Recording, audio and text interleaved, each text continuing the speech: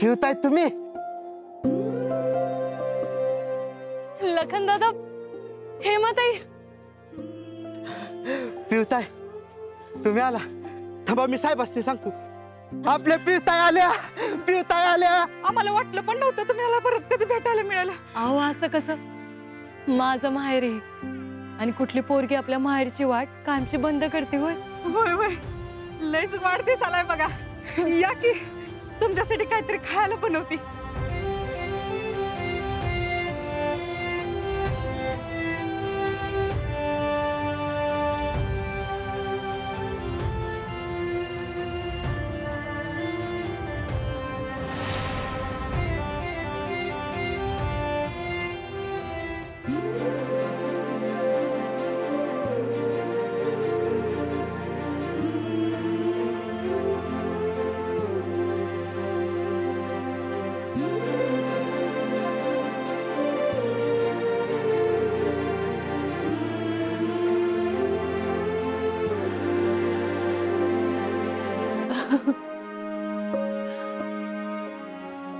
जा डॅडींना भेट.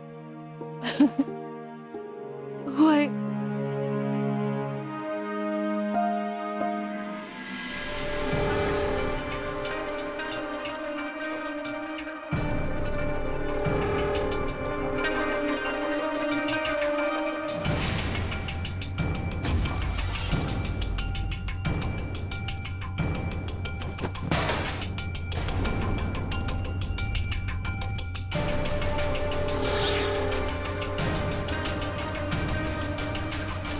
साहेब काय करताय? आता फक्त फोटोचे तुकडे केलेत माने. जिनं आमच्या काळजाचे तुकडे केले, जिनं आमच्या इज्जतीचा पंचनामा केला, तिला नाही सोडणार, तिला त्याला चिकवणार. साहेब साहेब माझा ऐका साहेब. साहेब तुम्ही जर एवढं टोकाचं पाऊल उचललं ना तर तुमच्या पुढच्या राजकीय कारकिर्दीला लय मोठा फटका बसेल. कारकीर्द गेली खड्ड्यात, कारकीर्द गेली चुलीत. ज्या पोरीने आमची इज्जत घालवली तिला नाही जिती सोडणार. जगदीशराव, आमची बंदूक घेऊन या, जावा लवकर. डॅडी, रागाच्या भरात उगं काय करू नका, आणि सगळं आपलं नुकसान होणार. होऊ देत, काय नुकसान व्हायचंय ते होऊ देत. जगदीशराव, त्या पोरीमुळं आम्ही कुठं कुणाला तोंड दाखवायच्या लायकीचं नाही राहिलो. आम्ही कुठं बाहेर जाऊ शकत नाही. तिचं तोंड पण मागायचं नाही आम्हाला.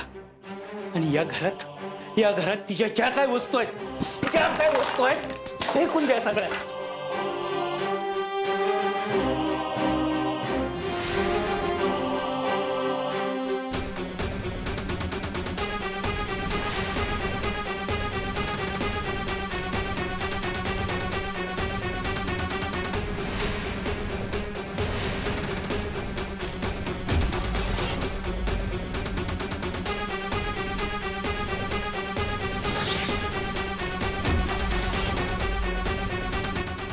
साहेब पिवताय आलेत, पिवताय आलेत साहेब.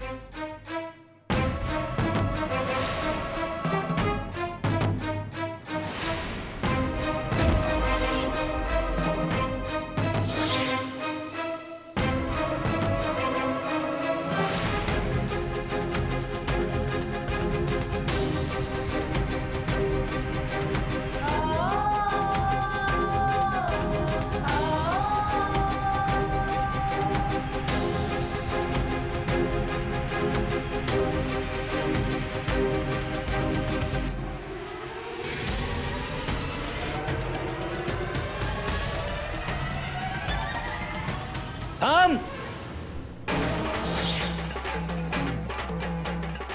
चुकून सुद्धा या घराची पायरी चढायची नाही.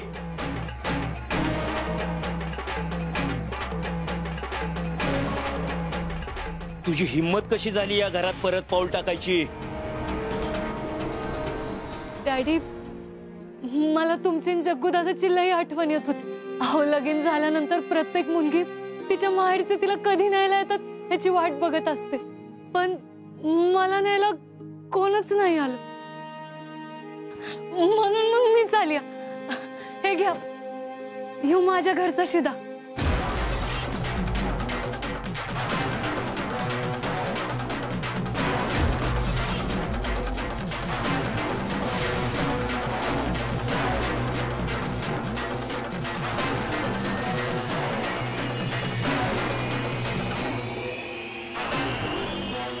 शिदा घेऊन मलिदा मागायला आली काय?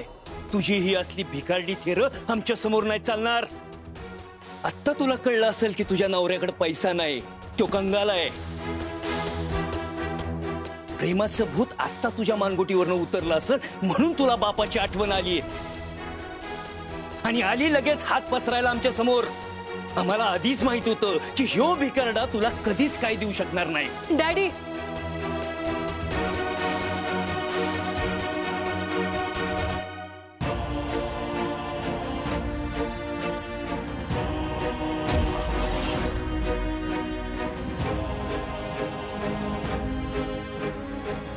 इथं एवढा ऐश आराम दिला तुला, तुला जे जे पाहिजे ते दिलं, पण तुला भिकेचेच डोहाळे लागले होते. तर माग भीक आता. आम्हाला बी तुला भीक मागतानाच बघायचंय, त्याशिवाय आमचा आत्मा शांत होणार नाही. ती येळ माझ्यावर येणारच नाही डॅडी. वीरूकडे नसेल पैसा, पण प्रेमाबाबतीत, अहो प्रेमाबाबतीत लई श्रीमंत आहे मी. मला वीरू इतकं प्रेम कधीच कोणच नाही देऊ शकत. अरे कसलं प्रेम? 2 दिवस पोटाला नाही मिळालं ना, परिस्थितीचे चटके बसले की मग सगळी प्रेमाची नशा उतरल तुझी. आणि आता बी नवऱ्याकडे पैसा नाही म्हणून आमच्याकडे कटोरा घेऊन पैसा मागायला आलीस ना? बोल, किंमत बोल तुझी. किती लाख, 2 लाख, 5 लाख, 1 करोड बोल. हे घे.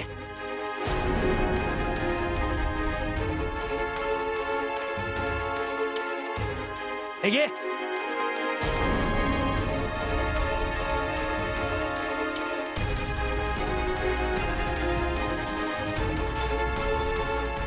पैसे उचल आणि चालता हो इथनं. हिचं काय करायचं ते आम्ही बघून घेऊ.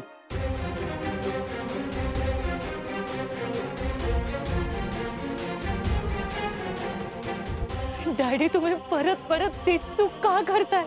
अहो तुम्हाला कसं समजू मी की माझं आणि वीरूचं एकमेकांवर जीवापाड प्रेम आहे? मला सांगा डॅडी, एका बापाला काय हवं असतं? एवढंच ना की त्याची पोरगी सुखात राहावी म्हणून. अहो मग मी जीव तोडून सांगते डॅडी की मी वीरू सोबत लई सुखी आहे. मी तुम्हाला शब्द देतो की पिऊला जगातलं सगळं सोड. बस, पुढे बोलायचं नाही अजिबात. ज्यांची लायकी नाही त्यांच्याशी बोलत नाही आम्ही. मान्य आहे मला, माझी लायकी नाही, पण मला पिऊला सुखी आणि आनंदी बघायचंय. आणि त्यासाठी आमच्या दोघांना तुमचा आशीर्वाद पाहिजे. पिऊचं लय प्रेम आहे तुमच्यावर आणि मी तुमच्यासमोर हात जोडतो की पिऊचं माहेर तिच्यापासून हिरावून घेऊ नका. आमच्यासाठी कधीच मिली ही. परत हिला इथं घेऊन यायचं नाही, नाहीतर हिच्या आधी तुझा जीव घेऊ आम्ही. ए चल, चालती हो इथनं. परत आमच्या घराची पायरी चढायच्या आधी 100 वेळा विचार करायचा,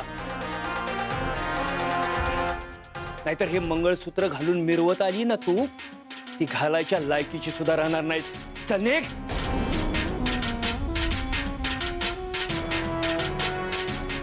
ठीक आहे डॅडी, नाही चढणार. ज्या घरात माझ्या नवऱ्याचा अपमान होतो त्या घराची पायरी मी नाही चढणार. तुम्ही आज याची लायकी काढली आहे ना, एक दिवस तुम्हाला याची किंमत कळेल डॅडी. तुमच्याकडे लई आशेने मी आले होते डॅडी, कारण मला कुठेतरी वाटलं होतं की बाप म्हणून तुमच्या मनात अजून बी थोडंसं प्रेम, थोडासा जिव्हाळा राहिला असेल. पण माझं चुकलं.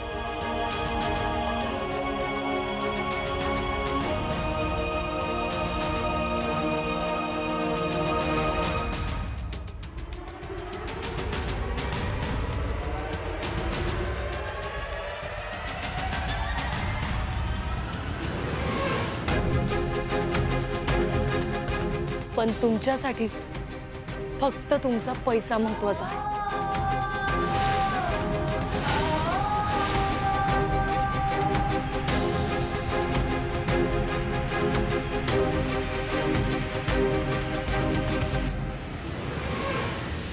चल वीरू.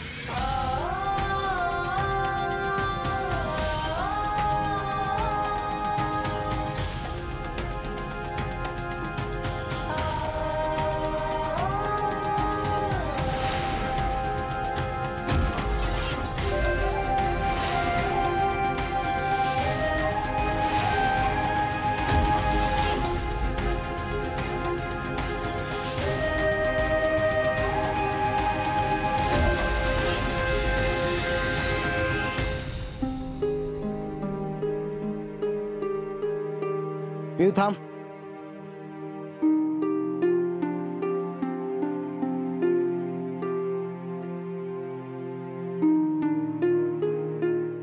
दादा पिऊ का आलीस इथं?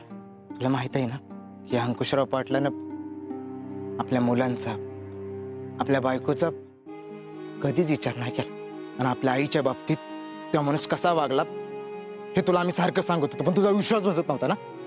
आता बसला ना विश्वास. आता आमचा ऐक, या घरात परत कधीच येऊ नकोस. आणि हे घर तुझ्यासाठी कायमचं तुटलंय समज.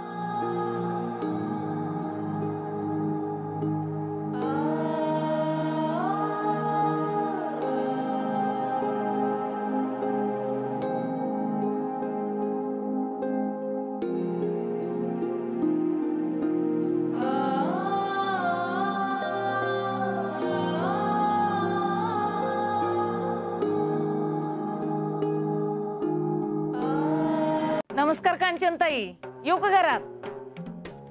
नमस्कार. या या या. दीपे या कशाला आलेत ग इकडे कडक मडायला? या बसा.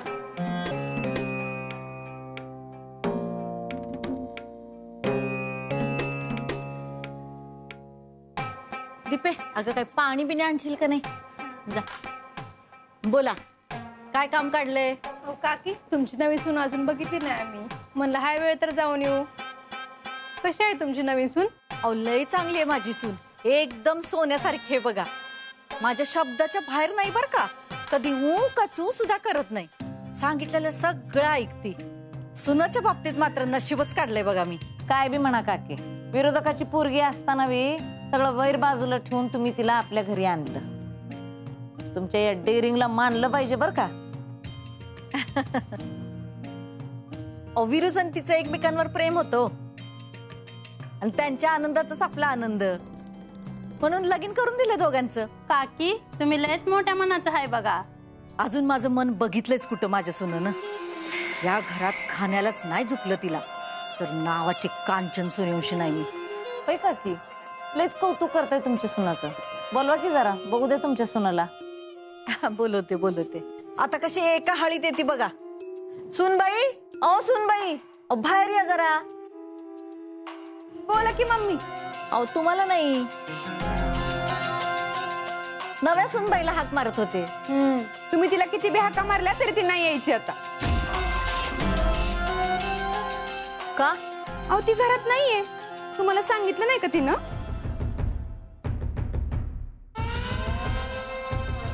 काकी असू दे, आता परत एका दिवशी भेटू आम्ही तिला.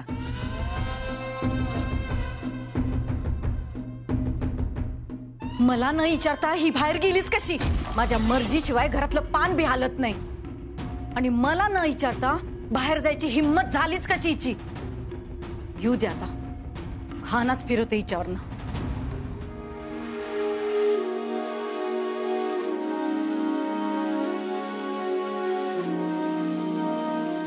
पिऊ, माझं चुकलं. मीच तुला इथे घेऊन आणता यायला पाहिजे. चल.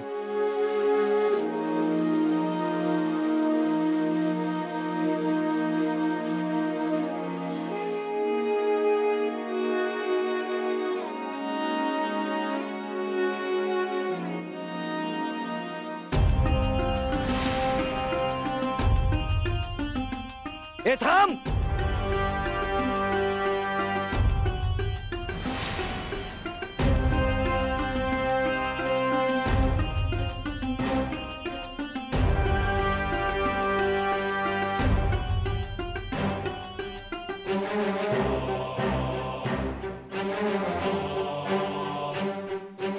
अशी मोकळी जाऊ नकोस.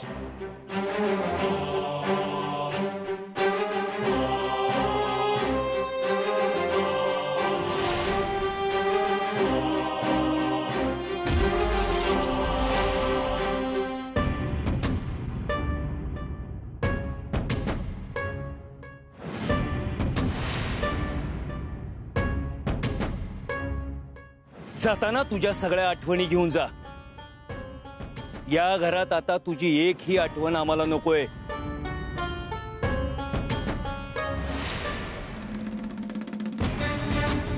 आमच्यासाठी तू त्याच दिवशी मेली होतीस, पण आज आम्ही तुला भडाग्नी देतोय.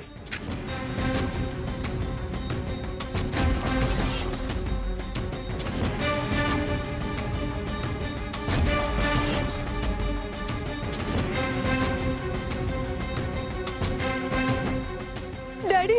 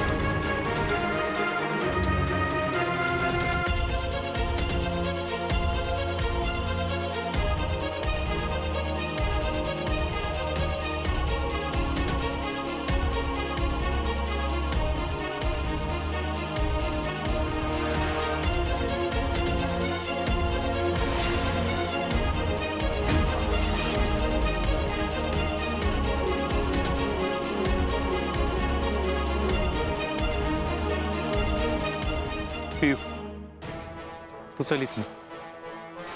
मी काय बी करीन, पण ज्यांनी तुला घरात हाकललंय ना, तेच एक दिवशी तुला घरात मानानं बोलवतील अशी वेळ त्यांच्यावर आणि हा शब्द आहे माझा. बोललो तर बोल.